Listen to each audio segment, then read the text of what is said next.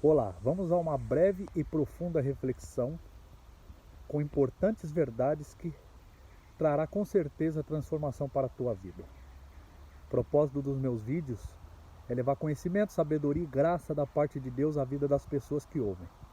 Nós vamos falar um pouco sobre o Pai Nosso, a oração muito conhecida, mas vamos extrair verdades maravilhosas dessa oração e desse ensinamento de Jesus. Certa feita, os discípulos de Jesus pediram a ele para que os ensinasse a orar, como ele orava. Lembrando que os discípulos de Jesus eram judeus, eles já faziam as suas orações cotidianas do costume judaico, mas eles viram algo na oração de Jesus totalmente diferente do teu costume de oração. E Jesus os ensinou a orar, o Pai Nosso que nós conhecemos. Primeiro ponto a se notar é que Jesus era um homem de oração, mesmo sendo Deus. Ele nunca usou de soberba ou arrogância ou de autoritarismo para não orar ou não ter comunhão com o Pai. E nunca arrumou desculpas também para isso. Até porque no Evangelho de Marcos, nós vamos notar que Jesus, depois de um dia corrido, no capítulo 1, um dia curando, expulsando demônios, fazendo muitas tarefas, ele se retirou para orar. Ele orava de madrugada. A palavra de Deus diz que antes dele escolher esses 12 discípulos que o seguiram, ele também se retirou para orar. Então Jesus, ele era um homem de oração. Isso fazia total diferença no ministério dele, mesmo ele sendo Deus.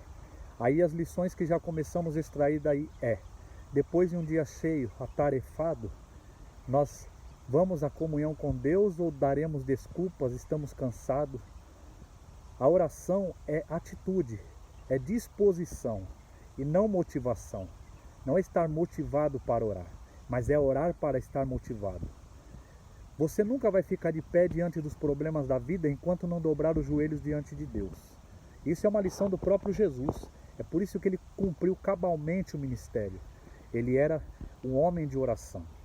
Então os discípulos notaram que Jesus tinha uma intimidade, um relacionamento dele com o Pai e do Pai com ele, porque quando ele curava, ministrava, todos ficavam admirados. Em Mateus capítulo 7, versículo 28 e 29, depois que ele conclui o Sermão do Monte, muito conhecido esse sermão, começa no capítulo 5 de Mateus e termina no capítulo 7, versículo 28 e 29, a palavra diz que o povo estava maravilhado com a sua doutrina. Por quê?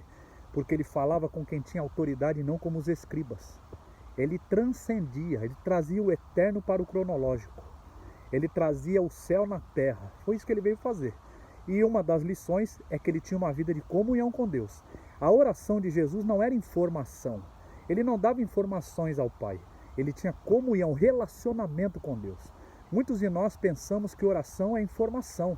Deus não precisa da minha informação, da tua informação. Ele nos conhece. Ele é onipresente, onisciente, onipotente. É um Deus que quer comunhão com o teu povo.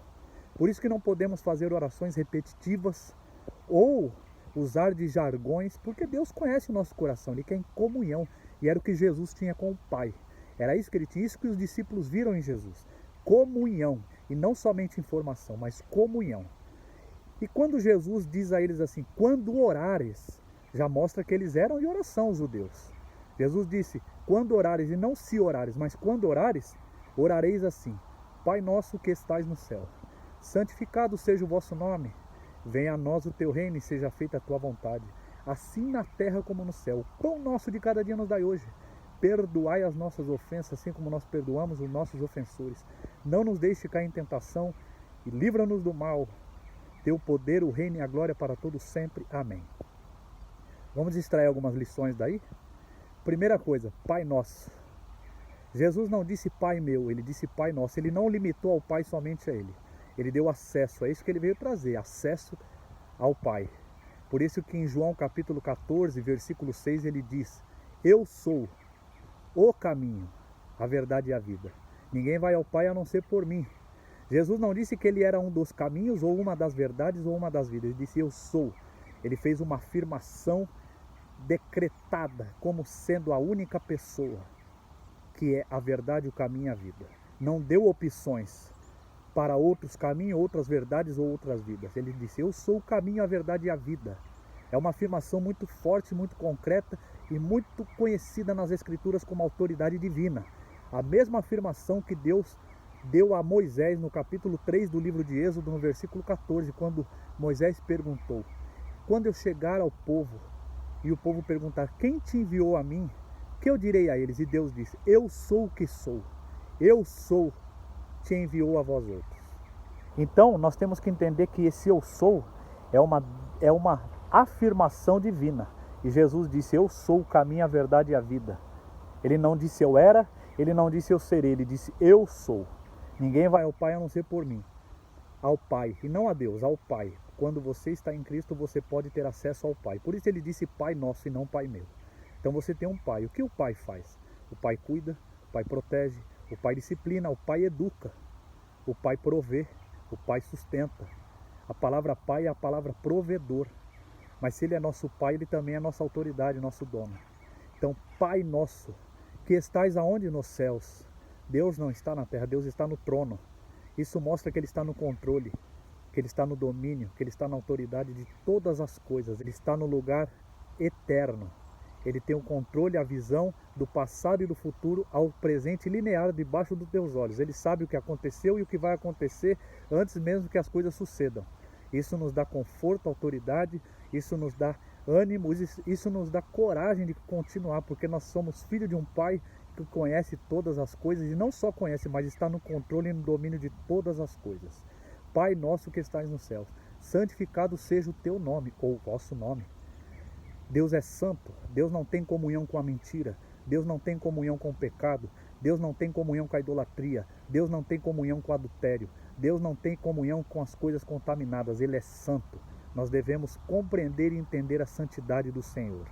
Deus é santo, com Ele não habita pecado nenhum. Precisamos nos santificar, nos purificar para ter comunhão com Deus.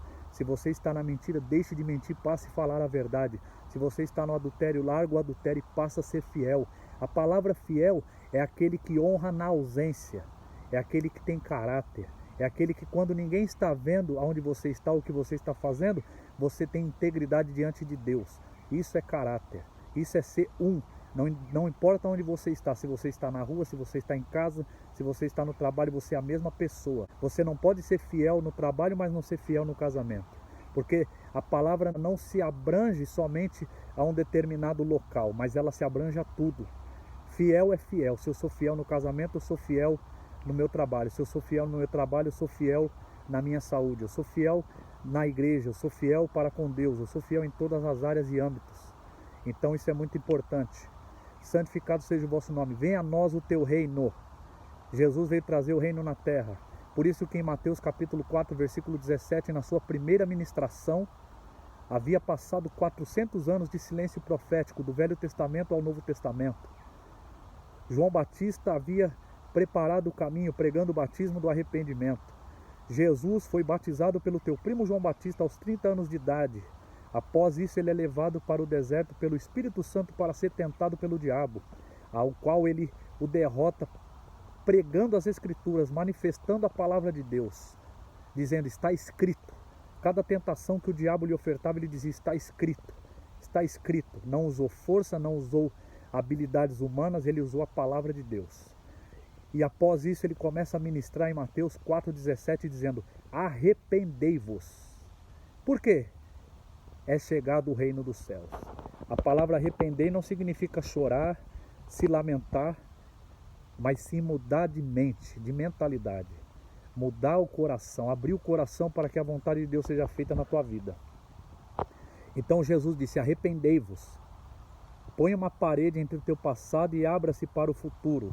Por quê? Porque é chegado o reino dos céus. Eu quero lhe dar uma nova cultura, um novo estilo de vida, para que você viva bem, para que você entenda. Não mandamentos de homens, não mandamentos de governos, não mandamentos de pessoas, mas um mandamento divino que funciona, que traz vida, que transforma, que é luz nas trevas, que é coragem na guerra.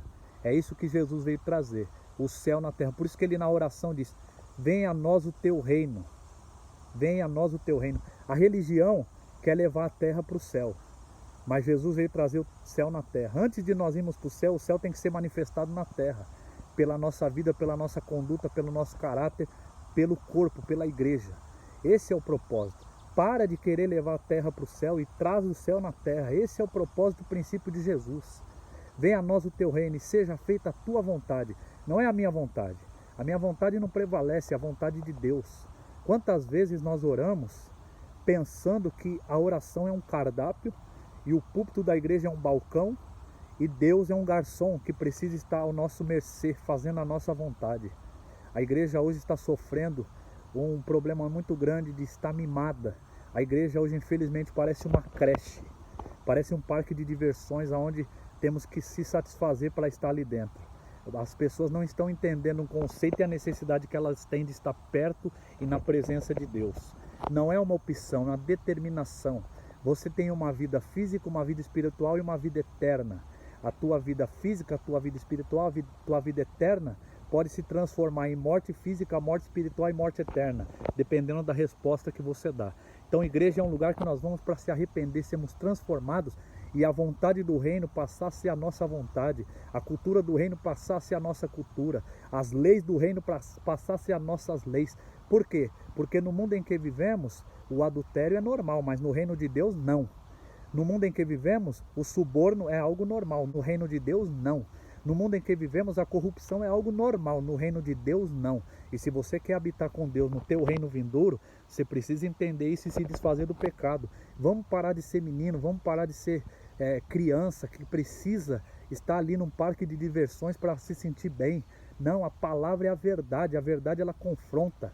A verdade ela traz transformação, e para trazer transformação ela nos diz quem realmente nós somos e não quem nós pensamos ser que somos. A palavra ela realmente é como um espelho, ela mostra quem você realmente é e não quem você pensa ser. Então ela vai mostrar o que você deve deixar de fazer, mas também o que você deve fazer. É por isso que é importante entendermos a vontade de Deus. Então seja feita a tua vontade, assim na terra como no céu. Então a vontade de Deus tem que ser manifesta na terra, assim como é no céu. O que ele é no céu, ele quer que seja manifestado na terra. O propósito de Deus para o teu povo, assim como era para o primeiro casal, Adão e Eva, depois passou a ser o teu povo Israel, era que o povo manifestasse a cultura do reino na terra, para que os outros povos vissem como se manifestava um poder divino na terra e passassem a querer esse Deus. Foi por isso que Deus fez grandes feitos na terra. E Deus, ele é o mesmo ontem, hoje e amanhã, ele é o mesmo Deus, ele não muda. Tiago capítulo 1, versículo 16 e 17, Tiago diz: meus amados irmãos, não vos enganeis, toda boa dádiva, todo dom perfeito, vem descendo lá do alto do Pai das luzes, em quem não pode haver sombra ou variação de mudança. Deus não muda, o mundo muda, a cultura muda, as pessoas mudam, mas Deus é o mesmo. Então significa que os princípios que Deus estabeleceu lá no passado, eles valem para hoje. Eles valem para agora, eles valem para sempre. Porque o que é princípio? Princípio é uma declaração sucinta que se torna uma verdade universal. Significa que é uma declaração do rei, do dono do universo, e não é opinião, é lei. Então ele declara uma verdade sucinta, poderosa para todos que habitam sobre a terra, porque toda a terra é do Senhor. Então isso é princípio, ele deve ser obedecido, porque princípios trazem resultados. Princípios trazem resultados e para isso precisamos estar convictos, não só crer, mas estar convicto. Você crê em algo não significa que você é convicto dele. Quantas pessoas dizem que crê em Deus? Quantas pessoas dizem que crê em Jesus, mas não vive como Jesus ordena, não vive como a lei do reino decreta. Então elas crêem, mas não são convictas ainda. Quantas pessoas estão na igreja 2, 3, 10 anos e não mudaram de comportamento, não entenderam ainda? O Espírito Santo, ele habita em nós, nós somos o templo do Espírito, significa que nós temos que ser purificados dia após dia para fazer a vontade de Deus. Seja feita a tua vontade assim na terra como no céu. O pão nosso de cada dia nos dai hoje. Olha que lindo, Deus é nosso sustento físico e espiritual, porque Jesus é o pão da vida. Leia João capítulo 6 e você vai entender isso. Jesus é o pão da vida, ele não só te sustenta fisicamente, mas espiritualmente. Ele mata a tua necessidade física, espiritual e eterna. Agora, o pão nosso de cada dia, não é o pão de amanhã, não é o pão do mês que vem. Pão diário, não andeis ansiosos com o que haver de comer, a vez de beber ou a vez de vestir, mas buscai primeiramente o reino de Deus e a tua justiça, e todas essas coisas serão acrescentadas. Mateus capítulo 6, versículo de número 33. Priorize a Deus. Deus não aceita ficar em segundo lugar na vida de ninguém. Deus não aceita ser segunda opção, ele é prioridade, ele é Deus, ele é rei, ele é dono. Muitas vezes as pessoas dão desculpa, e isso aí é desculpa esfarrapada. Preciso trabalhar, não posso ir na igreja, não tenho tempo para ler a Bíblia porque eu tenho coisas para fazer. É por isso que você pode ganhar o mundo, mas você vai ser uma pessoa vazia e infeliz. E eu preciso lhe falar essa verdade. Quantas pessoas ricas são miseráveis e quantas pessoas pobres são abundantes, porque elas não invertem o papel, elas buscam primeiramente o reino de Deus e a tua justiça, e aí as coisas são acrescentadas na vida dela. O homem sem Deus, ele vive como se nunca fosse morrer e morre como se nunca tivesse vivido. Presta bem atenção nisso. Para de dar desculpa esfarrapada. A igreja é um lugar de comunhão, adoração. O que é adoração? Não é os louvores que você canta. Adoração é quem você é e o que você faz. É caráter e comportamento. Caráter, como eu já disse outrora, é quem você é quando está sozinho. Comportamento é como você responde às oposições da vida. É assim que adoramos a Deus. Então, Deus, ele quer esse tipo de comunhão conosco. O pão nosso de cada dia, o pão diário. A preocupação é o que você precisa para hoje, você já queria ontem. O que você precisa para amanhã, você já quer hoje. Preocupação, está ocupado por antecedência, está ocupado com aquilo que não aconteceu e nem sabe se vai acontecer ainda. Então presta atenção nisso, o pão nosso de cada dia, descanse no Senhor, viva um dia de cada vez. Quando você for para a igreja, larga o celular de lado, a distração, para de ficar levantando, presta atenção na palavra, adore o Senhor, ore fielmente a Ele, se conecte com Deus. Não deixa a tua mente neutra, põe a tua mente, retém a tua mente ao ensino da palavra, se comprometa, é disposição, não é sentir para fazer, fazer para sentir. O pão nosso de cada dia nos dai hoje, perdoai as nossas ofensas, é Ele que nos perdoa, Ele é o nosso propiciatório, Jesus é o nosso propiciatório, Ele fez expiação pelos nossos pecados, Ele levou as nossas iniquidades, aquele que não conheceu o pecado se fez pecado por nós para que nós fôssemos feitos justiça de Deus. 2 Coríntios, capítulo de número 5, versículo 21. Então nós temos que entender esses princípios que são importantes. Jesus, ele levou as nossas iniquidades. A palavra sabedoria, ela cancela o teu passado e potencializa o teu futuro. Ela coloca uma parede, ela não lhe dá a opção de voltar atrás. Eu poderia dar ênfase aqui dentro da palavra para que você entendesse melhor, mas o vídeo vai ficar longo. Mas você precisa se comprometer com Deus, Ele perdoou os teus pecados. Você, quando está em Cristo Jesus, você não é mais guiado pelo teu passado, você é guiado pelo teu futuro. Nova criatura é, as coisas velhas passaram e tudo se fez novo. Então, coloque isso na tua mente, comunhão com Deus é isso. Perdoai as nossas ofensas, assim como nós perdoamos a quem nos tem ofendido. Hoje, nós somos juízes. Por quê? Porque nós não meditamos no perdão dos pecados que Jesus fez por nós.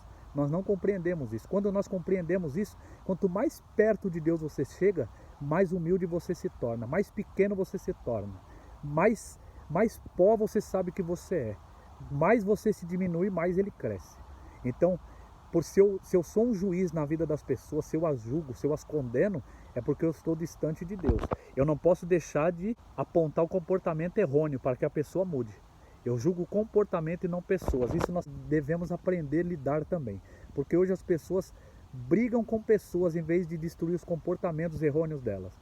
E aí o que acontece? O erro continua sendo erro, Satanás continua dando risada e as pessoas continuam com problemas. Porque não sabem discernir.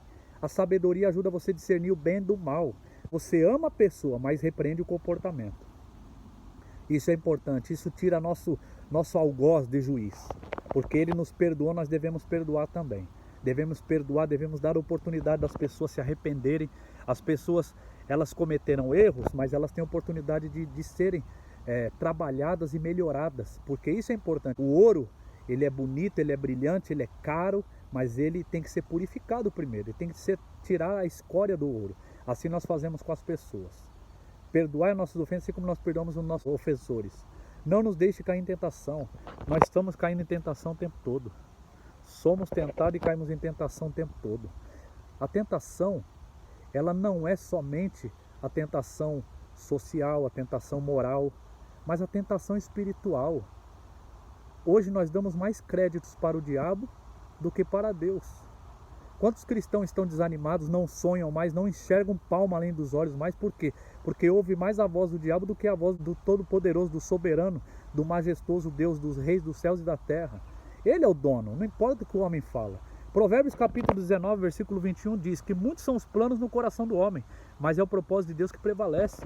O homem pode fazer muitos planos, pode parecer tudo concretizado, mas é o propósito de Deus que vai prevalecer.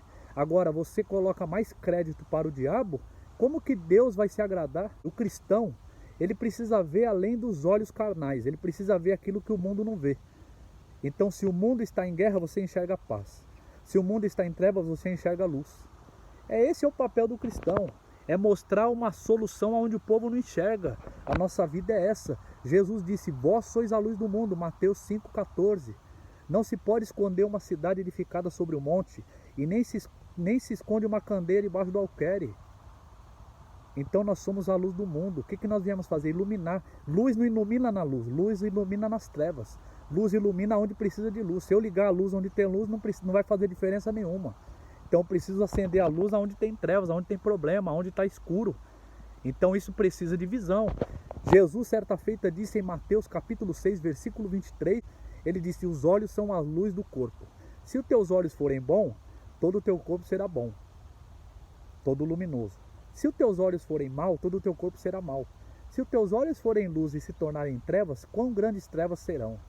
Então, os olhos são a luz do corpo. O que você anda vendo? Como você vê as coisas? Isso é muito importante.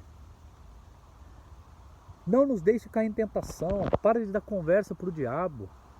Eva caiu na tentação do diabo porque ela deu ouvido para ele, deu papo para ele. Não se dá papo para o diabo. Você não vê Jesus dando conversa para o diabo nas escrituras. Ele repreende os demônios. Não fica batendo papo com o diabo. Você dá autoridade para ele a trazer ignorância para a tua vida. Livra-nos do mal. É ele que nos livra do mal. Ele nos livra do mal. Senão ele não pedia para orar assim. Senão Jesus não ia pedir para orar, fazer esse tipo de oração. Então, se o mal está no mundo, se o mal está na tua vida, você pode ser liberto dele, porque a palavra diz na oração, livra-nos do mal. É ele que nos livra do mal. Pede para ele te livrar do mal, pede para ele livrar a tua nação do mal, pede para ele livrar teu casamento do mal, livrar a tua casa do mal, livrar a tua vida do mal. Agora o contexto todo, princípios fundamentais. Quando ele termina a oração, teu é o reino, o poder e a glória para todo sempre. Amém. A glória de Deus não é do homem, não é do pastor, não é sua. Muitas coisas você não recebe. Pedis e não recebeis. Tiago capítulo 4. Por quê? Porque pedis mal, para esbanjares no vosso próprio deleite. Tudo que você pede para você é ambição. Tudo que você pede pensando no próximo é propósito. Se você pedir algo só para o teu benefício próprio, é ambição. Se você pede algo que vai beneficiar o próximo, isso aí é propósito. Isso serve para a tua casa, teu casamento, teus filhos, teu ministério, teu trabalho, para a tua vida. Então presta bem atenção nisso. E a glória é de Deus. Dele é a glória, o poder e o reino para todo sempre. Não é só hoje nem amanhã, mas é para todo sempre. Deus está no plano eterno, não cronológico. Ele está num plano onde não é afetado por dia, nem por hora, nem por ano. Um dia é como 1000 anos e 1000 anos é como um dia. Assim diz na segunda epístola de Pedro, capítulo 3. Então Deus tem a rédea do universo na mão dele. Quando a terra está um caos, o céu não está em pânico. Então o primeiro contexto é que a glória é de Deus, não é do homem. E o segundo contexto é comunhão. Você não vai ter resultados diferentes se você continuar fazendo a mesma coisa. Se afasta de Deus, não tem prazer na lei de Deus. O Salmo 1 vai dizer lá no verso 2 que o bem-aventurado, ele tem prazer na lei do Senhor dia e noite. E ele medita nessa lei. Então, além de ele meditar, ele tem prazer. Não medita por obrigação ou por ser um fardo na vida dele. Mas ele medita porque ele tem prazer. Então nós precisamos ter prazer na lei do Senhor, prazer na comunhão com o Senhor, disposição. Está disposto a ouvir a voz de Deus, a ter comunhão com Ele? Amém. Vai ser bênção na tua vida. Não está? Você vai pelejar, vai capengar, vai chorar. E isso não resulta no que você tem ou no que você não tem, mas sim quem você é. Morar numa casa linda e grande não faz você ser uma pessoa melhor ou pior. O que faz você ser uma pessoa melhor ou pior é Deus habitar na tua vida, independente do lugar onde você está. O lugar não muda você, é você que muda o lugar. Essa é a diferença. O Espírito Santo na vida dos apóstolos, ele transformou pessoas e ambientes. É só você ler o livro de Atos. Não importa onde você está, importa quem você é. Tem muitas pessoas que dizem, eu preciso mudar de lugar para ser uma pessoa melhor. Ela precisa ser uma pessoa melhor, independente de onde ela está. Por quê? Porque o servo de Deus, o Filho de Deus, ele muda ambientes, as situações e pessoas.